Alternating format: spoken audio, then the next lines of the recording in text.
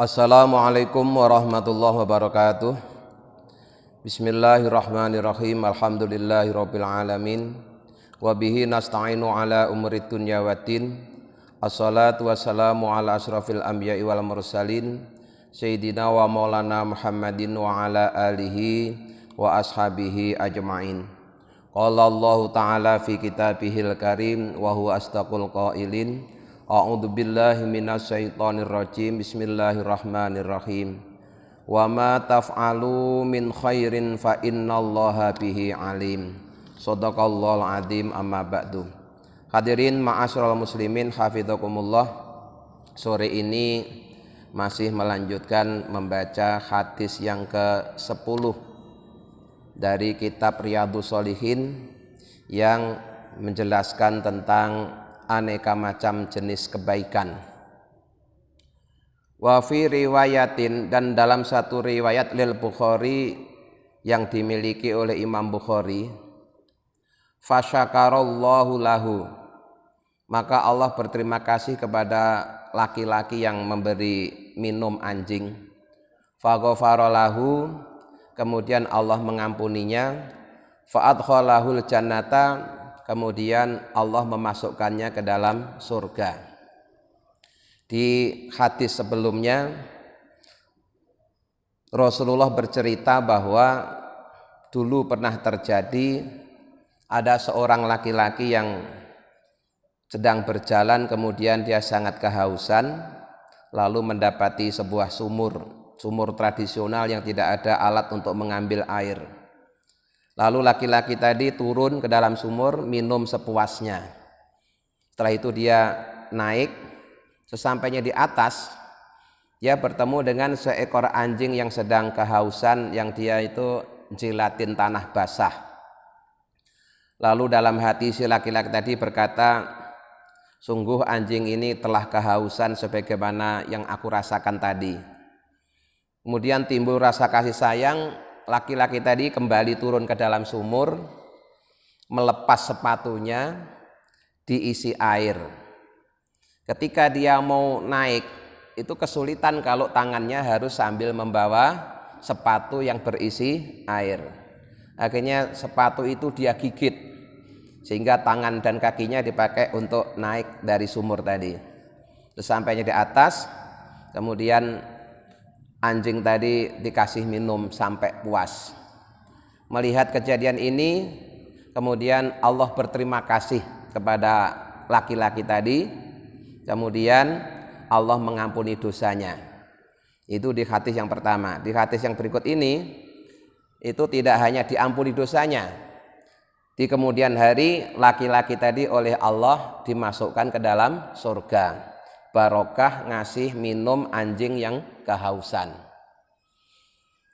Wa fi riwayatin, dan dalam satu riwayat lahuma yang dimiliki oleh Imam Bukhari dan Imam Muslim, bainama kalbun yutifu biroqiyatin, suatu hari ada seekor anjing yang dia berputar-putar mengelilingi bibir sumur.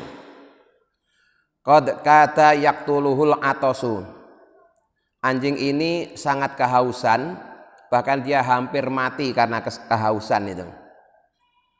Ketika anjing itu dalam kondisi seperti itu, itra'athu bagiyun mim bagoya Bani Israila, lewatlah seorang pelacur dari pelacur Bani Israel yang kemudian dia kasihan, ya, walaupun dia seorang pelacur, melihat ada seekor anjing yang kehausan itu dia kasihan, timbul rasa kasih sayangnya. Fanaza'at mukoha, kemudian pelacur tadi melepas sepatunya.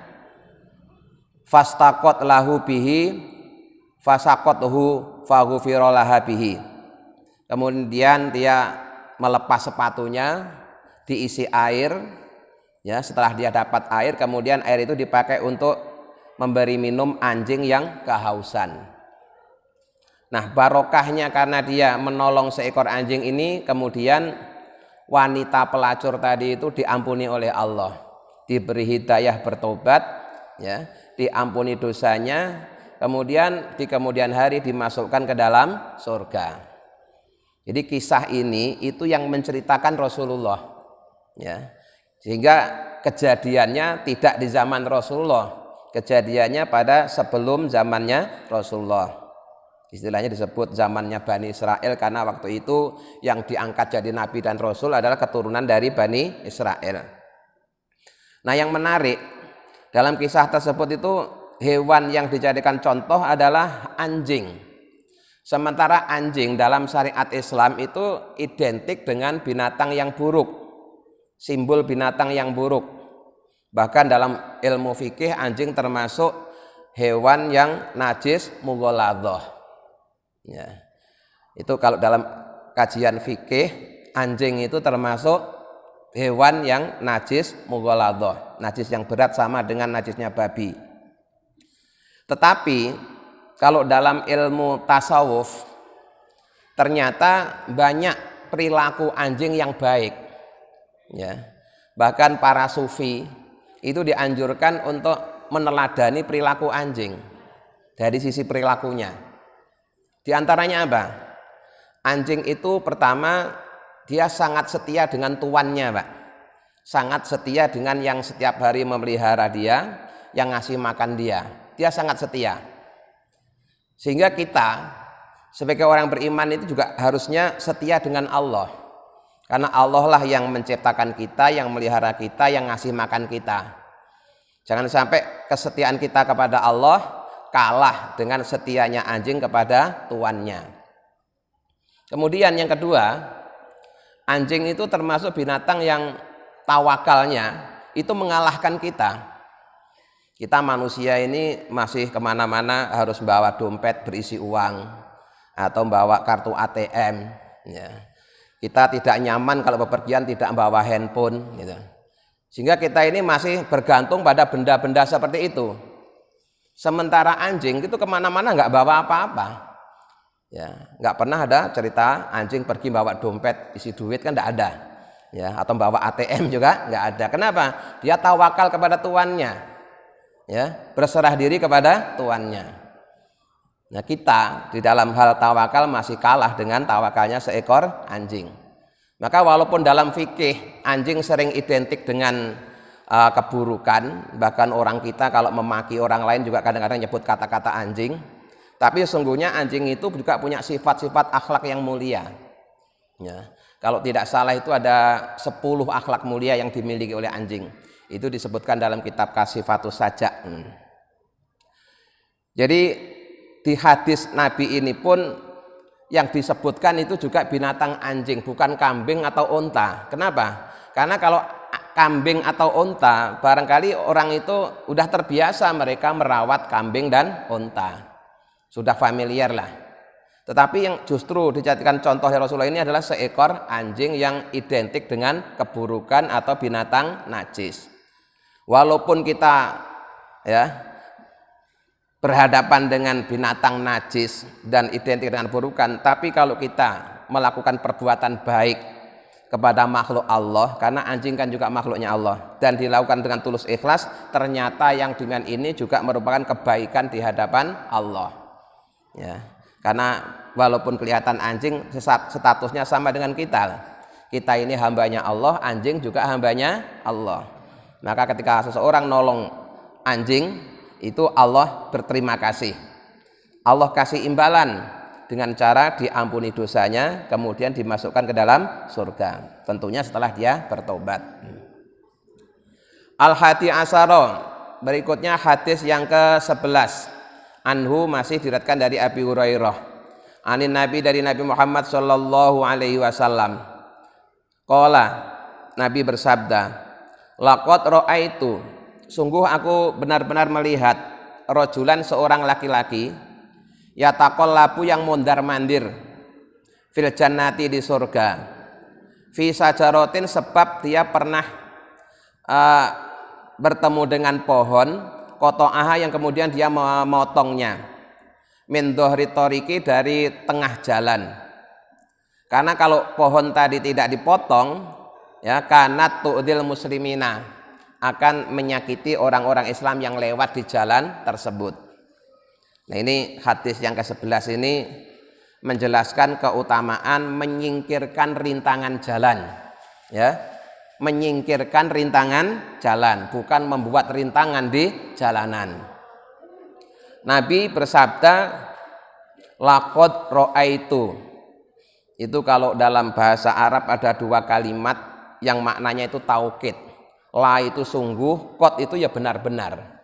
Jadi sungguh benar-benar aku melihat seorang laki-laki yang dia mondar-mandir bersukaria di surga, yang dia masuk surga itu karena dia pernah beramal, yaitu ketika dia sedang berjalan, di jalan itu ketemu pohon itu merintangi orang lewat, akhirnya pohon itu ditebangnya, kemudian disingkirkan. Nah, dengan amalan seperti itu kemudian dia diampuni dosanya oleh Allah, diberikan mati dalam keadaan taubat husnul khotimah sehingga dia masuk surga. Rawahu Muslimun, hadis ini diriwayatkan oleh Imam Muslim. Wa fi riwayatin, dan dalam riwayat yang lain, marro telah lewat sapa rajulun seorang laki-laki bi ghusni sajarotin, dia bertemu dengan cabang pohon ala dhuhri tariqi yang ada di tengah jalan.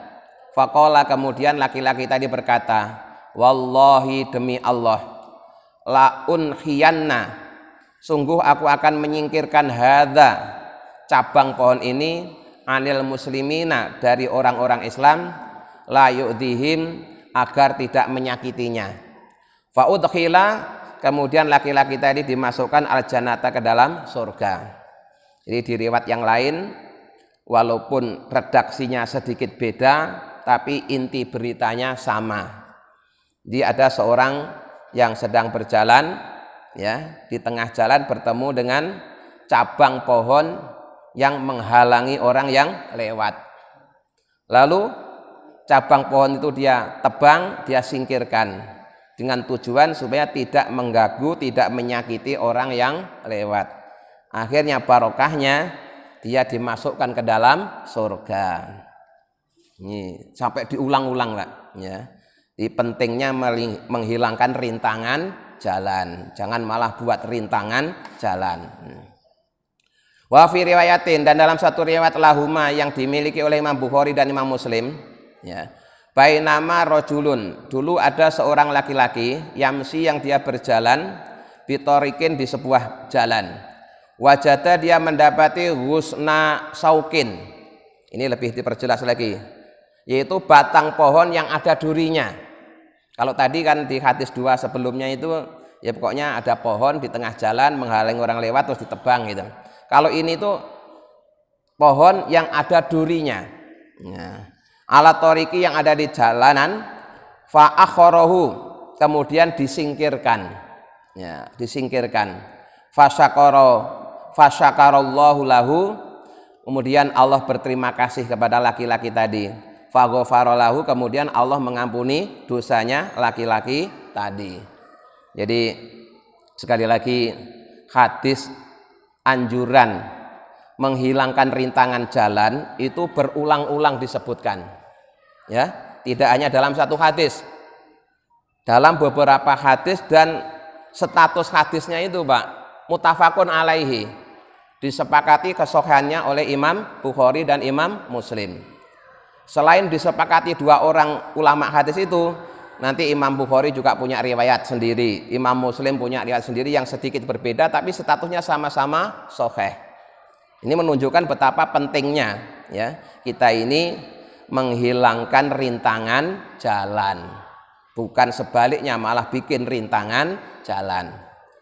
Nah, ini kalau sekedar menghilangkan rintangan jalan aja sudah pahalanya begitu besar, apalagi membuat jalan, apalagi memperbaiki jalan, tentu lebih utama lagi, karena jalan itu kan sesuatu yang manfaatnya sangat besar.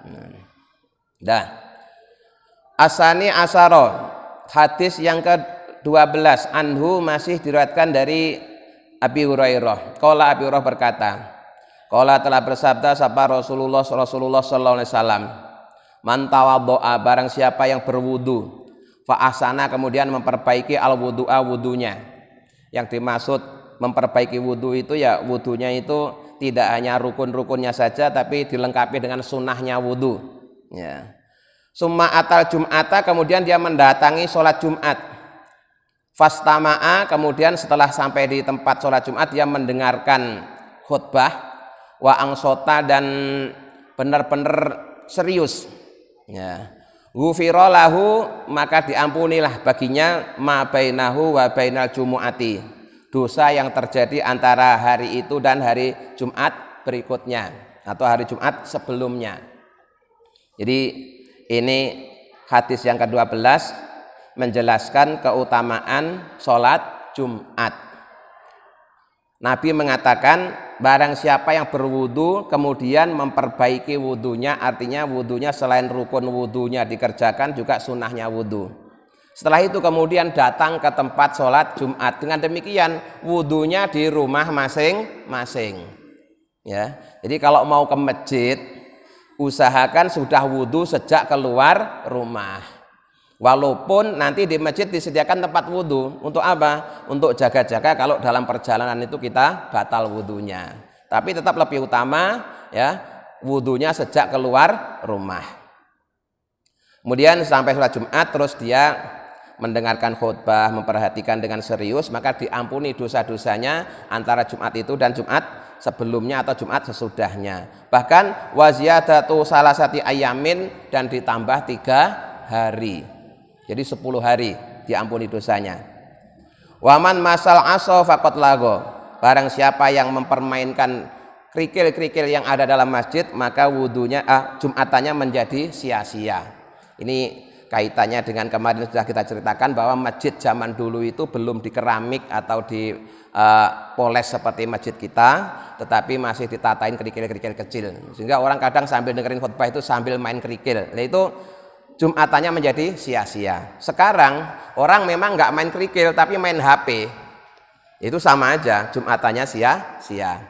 Bismillahirrahmanirrahim. Asyhadu an la ilaha illallah, astaghfirullah, nas'alukal jannata wa na'udzubika minan nar. Allahumma innaka afuwun tuhibbul afwa fa'fu anna ya karim. Assalamualaikum warahmatullahi wabarakatuh.